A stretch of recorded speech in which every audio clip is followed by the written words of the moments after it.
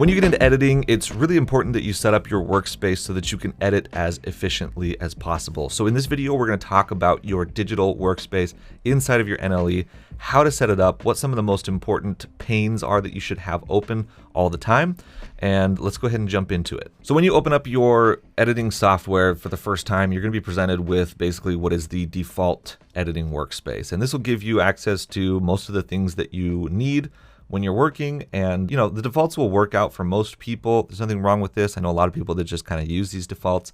In Premiere or Final Cut and Resolve, they're all kind of the same way, where they have a few different presets along here that you can choose from, whether you're doing color or editing or effects.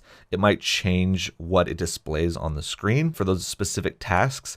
But as you get more advanced, as you start doing more and more editing, you'll get to the point where you'll really want to start creating your own workspaces. You'll figure out how you like to work, the different panes or windows that you like to have open all the time, and that will kind of change over time. And so you can actually create your own workspaces. So if you go up here, you can see that under workspaces, I've got a few here that I've created. This one, Eric's Editing, is my main workspace that I use in Premiere. And it's got a few things open on it that work for pretty much everything. And I personally don't switch between workspaces when I go to color grading or when I'm adding effects or doing anything like that.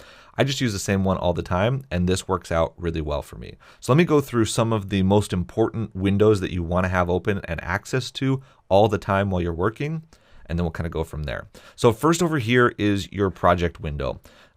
This basically just holds all of your assets and your media files and just everything associated with your project. This is where you'll create new sequences, create new items to add to your timeline. Everything gets organized into folders and everything right here in the project window. And I like to have it over here on the left, just kind of out of the way, but available all the time for me to come in and grab clips. So I can come over here and I can grab whatever I need, whatever clips I need, drag them onto my timeline, take care of things like that. Next up over here is my effects panel. Okay, over here is where I do my color grading. Any kind of sound effects or other effects happen in here, where I can change the settings, I can move things around, do whatever I need to for the clip that is selected. And you can see in Premiere here, there are a lot of different tabs that you can flip through. And so all of these are my effects, whether it's my regular effects, my color effects, sound effects, graphics effects, and then I even put my scopes here as well for color grading. Next up over here is the program monitor and the source monitor. Now there are some layouts that will have these separated. So it'll look like this, where you've got a source monitor here.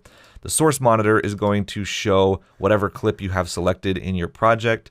And then over here in the program monitor is what's showing on your timeline. So if you're referencing something, it can be nice to have those split out next to each other. But for the most part, I don't need to see both of those at the same time. I think this is taking up too much valuable screen real estate when I'm just working on my timeline. So I have them combined into the same tab here. The way this works though now is that when I select a clip over here in my project, it will switch automatically to the source monitor. And then when I move back down here to the timeline, it'll switch automatically to the timeline, and that works out for me. And then down here, of course, at the bottom is probably the most important window, is your actual timeline or your sequence. And this is where you're working on your clips, doing all of your editing. Over here on the left, we have our tools available. And then over here on the right, I have audio meters available.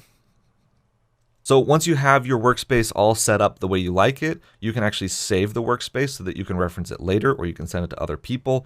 But that way, if you upgrade your software, then, and for some reason, maybe sometimes it doesn't transfer over, you have that file saved so that you can save it. So if you go in here into workspaces, you can just click Save as New Workspace, give it a name, Eric's Workspace, and then it will be saved now in this list of workspaces that I can access, and I can switch over to it anytime.